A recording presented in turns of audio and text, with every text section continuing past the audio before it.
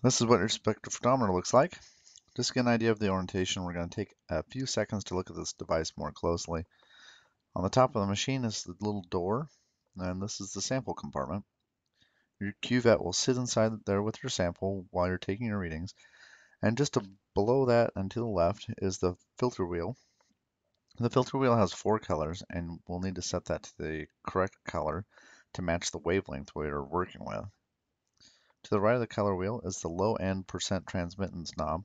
And we're going to adjust the low end percent transmittance knob to set the 0 on our machine. And to the right of that knob is the high end percent transmittance knob, and we'll use that to set the 100%. We'll adjust this after we've got the machine all warmed up. So to begin with, we're going to close the door and make sure that the light is on in the back by moving the switch to the on position. And then using the left control knob, we're going to adjust the percent transmittance reading on the machine to 0. So once it reads 0, we're good to go. And then we're going to take and pause there at that point to get ready for the next step.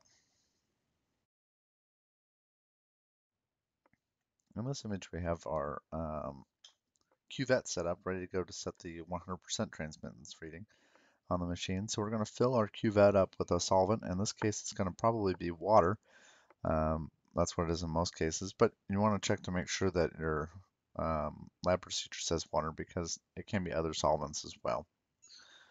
Being careful not to touch the sides of the cuvette with your fingers, wipe the test tube down with a piece of tissue paper to remove any dirt or any other debris from the side, and then lift the lid on the sample compartment and slide the cuvette in with the arrow or line, depending on the cuvette that you got, facing you, and push it all the way down into the compartment and shut the door. With the door closed, we're going to turn that right knob until the reading reads 100% on the percent transmittance. In this lab, we'll be using volumetric pipettes. These pipettes are calibrated to give a precise amount of solution at a given temperature. The line on the side of the pipette indicates the volume, and the pipette has 3 ports. The port on the top allows the bulb's volume to change without affecting the volume of the pipette. The bottom of the bulb controls the suction through the pipette, and the ports on the side controls the evacuation of the solution in the pipette. The evacuation ports are notoriously difficult to control. So in this video, you'll see me pipette beyond the mark and then use my fingertip to control the volume. It's also important to note that not all the solution will come out, and it's normal, as this glassware is calibrated, for the remaining amount of the solution to be left behind. But because of that, we have to make sure that we rinse out our pipette between each of the pipettings. The stock solution is in a 1000 ml volumetric flask like the one shown here. Here I'm pipetting 1 ml into a 100 milliliter volumetric flask. Be very careful to get the sample at the bottom of the flask. You see me taking pipette here with the suction, and then put my finger over the top like I told you before. And as we're going, I'm taking a lower the solution and then put it into the volumetric down towards the bottom. That's really important because you don't want to pipette from above the volumetric flask and then have it spill all over the side of your flask.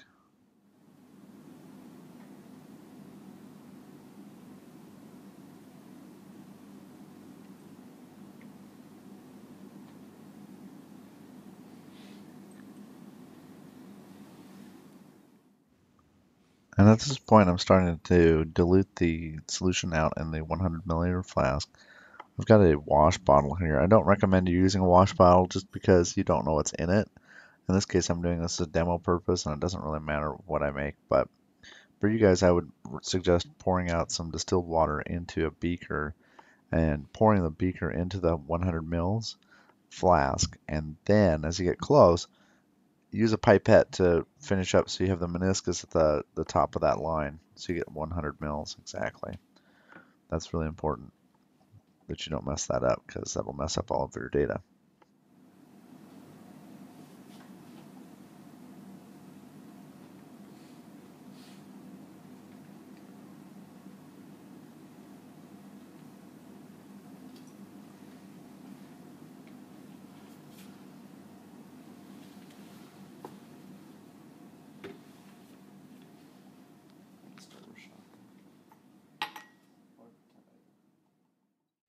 When you're finished, you'll have 4 solutions that look similar to these in color and should be in volume as well.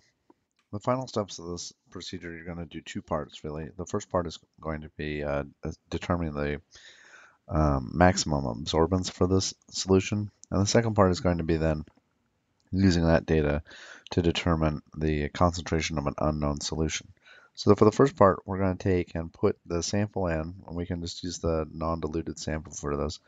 Put that in the spectroscope with a cuvette, and we're just going to start taking readings every 20 nanometers or so, from 340 nanometers to 900 nanometers. And it's important to make sure you flip the color wheel on the spectroscope to make sure that it goes through to the right color as we flip through. Otherwise, you're going to get skewed data. The second part of that is going to be taking and using the spectroscope to record your data from that calibration curve.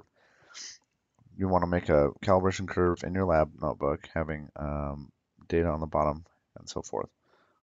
And then using Beer-Lambert's law, we're going to take a look at the final bit of this. Using that, we can calculate out the concentration of an unknown solution. So there's a soft drink solution that's been diluted out to about 10 times what it's supposed to be set up for. With that, we're going to use that calculation to figure out what the concentration of Allura Red is in there. That's it. Thanks.